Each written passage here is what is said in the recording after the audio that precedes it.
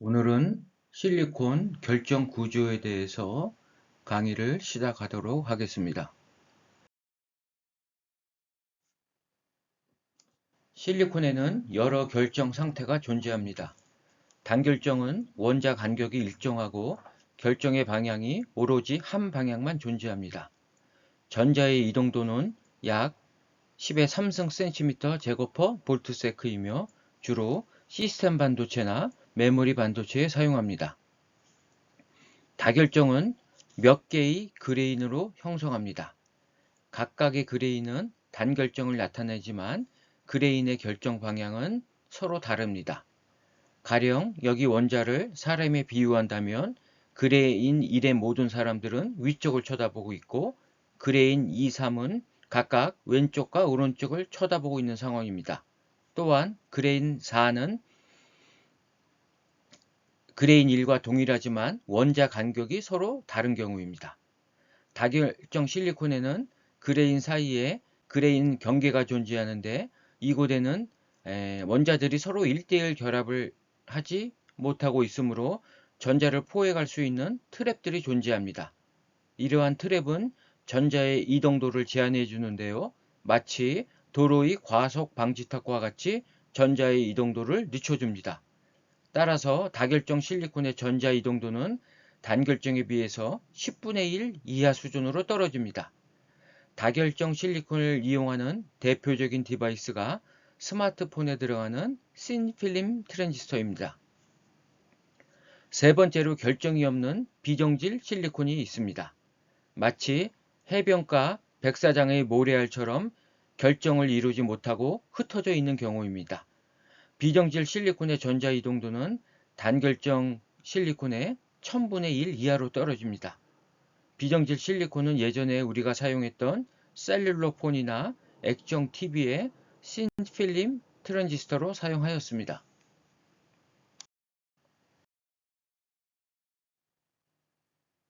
실리콘은 웨이퍼라는 얇고 판판한 실리콘 단결정 위에 트랜지스터를 제작하는데요. 이 그림은 트랜지스터를 제작한 후의 사진입니다. 1번은 반도체 칩에 해당합니다. 2번은 절단선입니다. 칩 크기로 절단하여 다음 공정인 패키징 공정을 진행합니다. 3번은 태그라는 것을 살펴봤는데요. 실리콘 프로세스는 대부분 원자 세계에서 이루어지므로 우리가 눈으로 볼 수가 없습니다. 트랜지스터가 작동되는지 또는 기타 여러 특성들을 만족하는지 평가할 수 있는 테스트 패턴을 삽입합니다. 각 공정이 끝난 후 태그에 있는 트랜지스터나 각종 패턴들을 측정하여 다음 스텝으로 진행할지 여부를 판정합니다. 만약 이 태그 셀을 삽입하지 않았다면 모든 공정이 끝난 후 트랜지스터의 작동 여부를 판정하게 되므로 불량이 발생하였을 경우에는 막대한 손실이 발생합니다. 실리콘은 결정면과 타입을 구별하기 위해서 이렇게 원형의 웨이퍼 위에 표식을 해둡니다.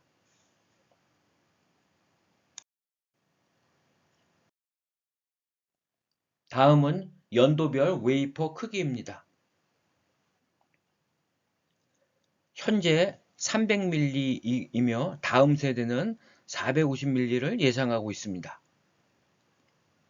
웨이퍼의 대구경화는 미세화와 함께 칩의 제조 단가를 절약할 수 있습니다.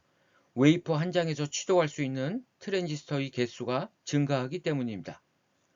초창기에는 1.5인치 웨이퍼부터 시작했는데요. 4인치 이후부터는 인치로 이야기하지 않고 밀리로 명명하게 되었습니다. 웨이퍼에는 제품을 만드는 웨이퍼 외에도 여러 목적의 웨이퍼가 있습니다. 라인의 파티클을 체크해주는 모니터링용 웨이퍼나 캐리어에 웨이퍼를 싣고 반송을 체크해주는 반송 체크 웨이퍼 등 다양합니다. 현재 450mm 웨이퍼는 신중하게 접근하고 있는데요. 웨이퍼를 개발하려면 주변 장치까지 개발해야 하며 개발 비용 회수에 약 10년이 소요되며 웨이퍼의 크기는 10년 주기로 변화되고 있습니다. 따라서 비용의 회수가 끝나면 바로 또 새로운 크기의 웨이퍼를 개발해야 하므로 각사들은 450 웨이퍼 개발에 신중해질 수밖에 없는 상황입니다.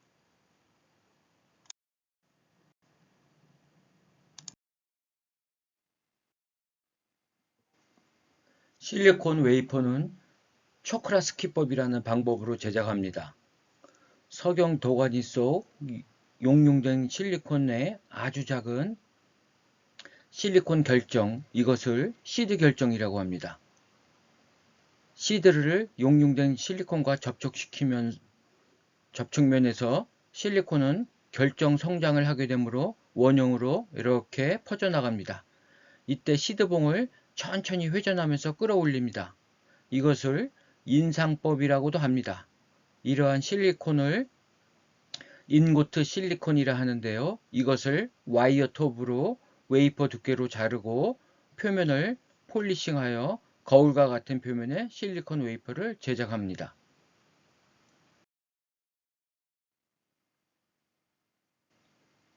그러면 실리콘 반도체의 결정 구조에 대해서 알아보겠습니다. 단결정 반도체는 원자들이 등간격으로 주기적인 배열을 하고 있습니다. 여기서 각각의 원자점들을 격자라고 칭합니다. 각 격자들은 상온에서 격자 진동을 하고 있습니다. 이것을 우리가 포논이라고 하는 것은 잘 알고 있을 것입니다. 단위셀은 주기적인 전체 격자를 표현해주는 작은 단위의 셀로 볼 수 있는데요. 여러 가지 형태가 존재합니다. 이러한 단위셀로 전체 격자를 채워나갈 수 있습니다. 단위 셀 중에 가장 작은 셀을 프리미티브 셀, 즉 기본 셀이라고 하며 이 기본 셀로 다시 단위 셀을 모두 메꾸어 나갈 수가 있습니다. 각 격자점은 벡터로 표시할 수 있습니다. 평면상은 2차원 벡터이므로 두 가지 벡터로 표현 가능하며 3차원의 경우는 세 가지로 표현할 수 있습니다. 단위셀의 격자 간격을 격자 상수라고도 합니다. 격자 구조에는 크게 세 가지가 있습니다. 단순 입방 구조는 직면체 각 꼭지점에 원자가 배열된 구조이며 심플 큐빅이라고 합니다. 채심 입방 구조는 단순 입방 구조에 최적의 중심에 원자가 하나 더 있는 구조입니다. BCC라 명명합니다. 면심 입방 구조는 단순 입방 구조의 각 면의 중심에 원자들이 배치된 구조입니다. 이러한 원자는 각 면의 면적 중심에 위치하고 있으며 이웃하는 단위셀과 2분의 1씩 공간을 공유하게 됩니다. 그렇다면 각 단위셀에는 단위 최적당 몇 개의 원자가 존재하는지 알아보겠습니다. 단순 입방 구조에는 각 꼭지점의 원자들은 이웃하는 단위셀과 공간을 8분의 1씩 공유합니다. 직육면체 4개를 그리고요. 그 위에 또 4개를 배열해 놓고 보면 쉽게 이해가 갈 것입니다. 따라서 단순 입방 단위셀은 원자 1개가 있게 됩니다. 채심 입방은 최적의 중심에 단독으로 원자가 하나 더 존재하므로 총 2개의 원자가 단위셀 안에 존재하게 됩니다. 면심 입방은 이 각 면의 면적 중심에 원자들이 하나 존재하는 것인데요. 이것이 총 6개가 존재하는데 이웃하는 단위셀과 공간을 2분의 1씩 공유하므로 총 3개가 됩니다. 따라서 면심입방 단위셀 안에는 3개 플러스 각 꼭지점에 있는 것들 1개씩 해서 총 4개의 원자가 존재하게 됩니다.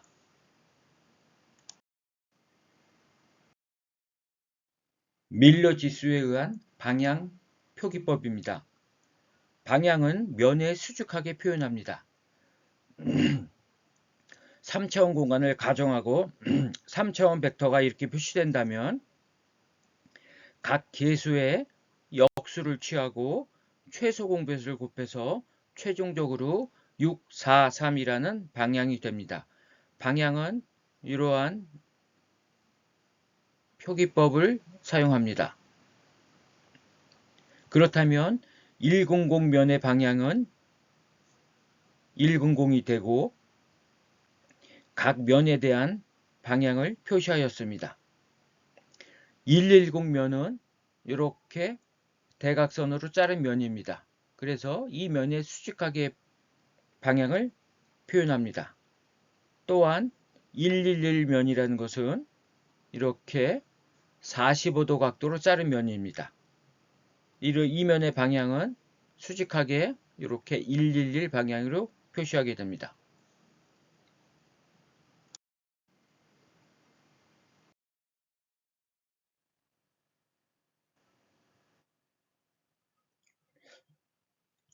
최신 밑방 구조의 100면과 110면의 표면 원자 밀도에 대해서 알아보겠습니다.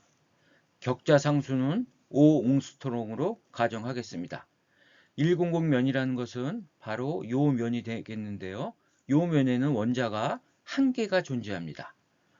이 원자는 각각 4분의 1씩 공유하게 되므로 4분의 1 곱하기 4 원자 한 개가 존재합니다. 따라서 원자 한 개의 격자 상수가 5옹스트롱이므로 이 면적은 5 곱하기 10의 마이너스 8승 cm 제곱이 되겠습니다.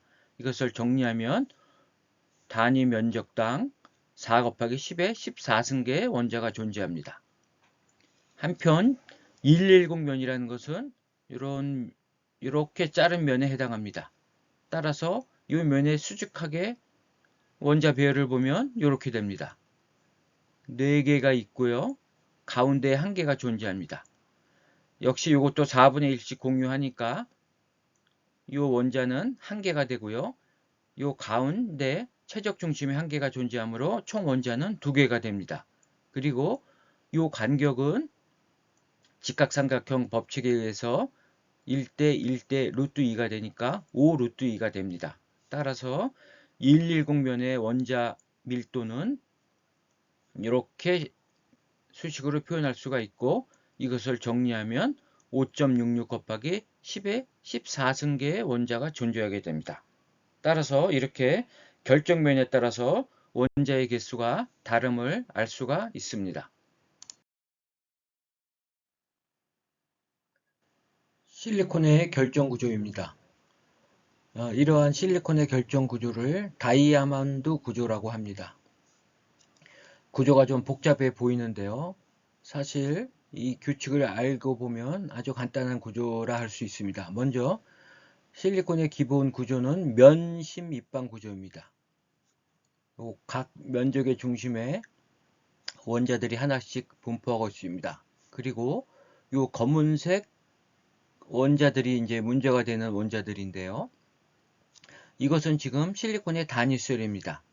단위셀의 격자 간격이 격자 상수가 되므로 실리콘의 격자 상수는 5.43옹스트롱이고 실리콘의 한 원자층이라는 것은 이 격자 상수의 절반, 즉 2.715옹스트롱입니다.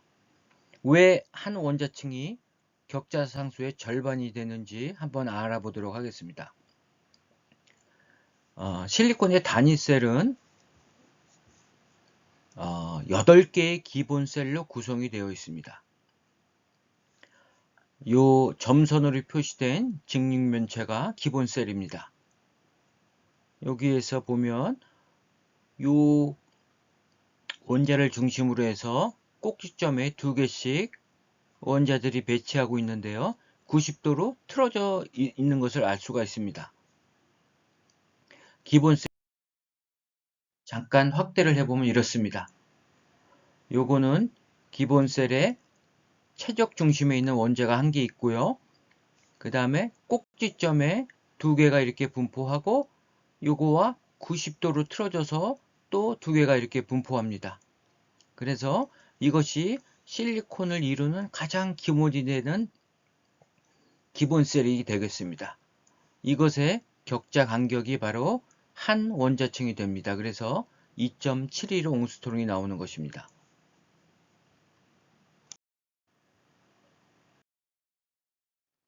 실리콘의 격자 구조를 조금 더 살펴보겠습니다.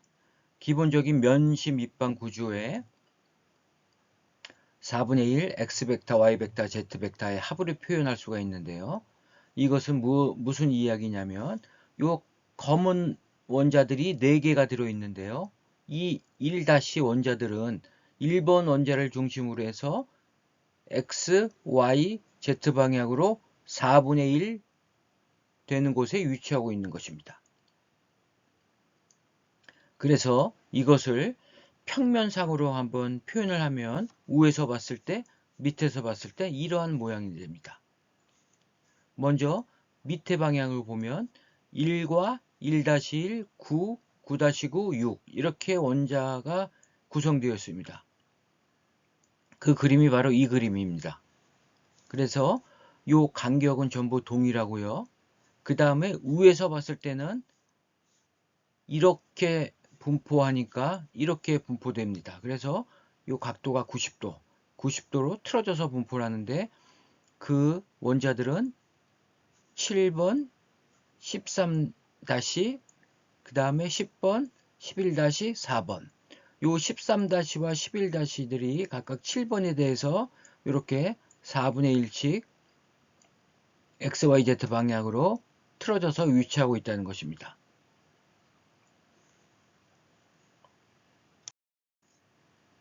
여러분들 이 그림은 여러분들이 좀 시간을 갖고 잘 살펴보면 이 구조가 어떻게 구성되어 있는지 쉽게 이해가 갈 것입니다. 그렇다면 실리콘 단위셀 안에는 원자의 개수가 몇 개가 들어있는가? 그리고 단위 최적당의 원자 개수는 몇 개가 들어있는가를 한번 살펴보도록 하겠습니다. 앞에서 다 다룬 내용인데요. 이 A 원자, 꼭지점에 존재하는 원자들은 8분의 1개씩 공유를 하게 됩니다. 이오탄은 유니트 셀과 8분의 2씩 공간을 공유하므로 이 원자는 1개가 되겠습니다. 8 곱하기 8분의 1, 즉 1개가 되겠습니다. 이 파란색 원자들은 면심 밑방 원자들입니다. 이러한 원자들은 6개가 있지만 공간을 보면 2분의 1씩 공유를 하게 되므로 3개가 있게 됩니다. 그리고 기본 셀의 채심 밑방에 있는 이 원자들은 이 유니트 셀 안에 숨겨져 있기 때문에 그냥 그대로 4개가 존재하게 됩니다. 그래서 총 개수는 4, 3, 1, 총 8개가 됩니다. 따라서 이 유니트 셀 안에는 원자가 8개가 존재한다는 것입니다. 따라서 단위 최적당 원자의 개수는 최적으로 나눠주면 됩니다. 실리콘의 격자 상수는 5.43 옹스트롱이기 때문에 이렇게 바꿀 수가 있고요. 결국 최종적으로 실리콘의 단위 셀 안에는 원자가 단위 최적당 5 곱하기 10의 22승계가 있다는 것입니다. 요거는 앞으로 자주 나오며 또 이 숫자 정도는 외우고 있는 것이 앞으로 좋을 것입니다. 자, 이상으로 실리콘의 격자 구조에 대해서 강의를 마치도록 하겠습니다.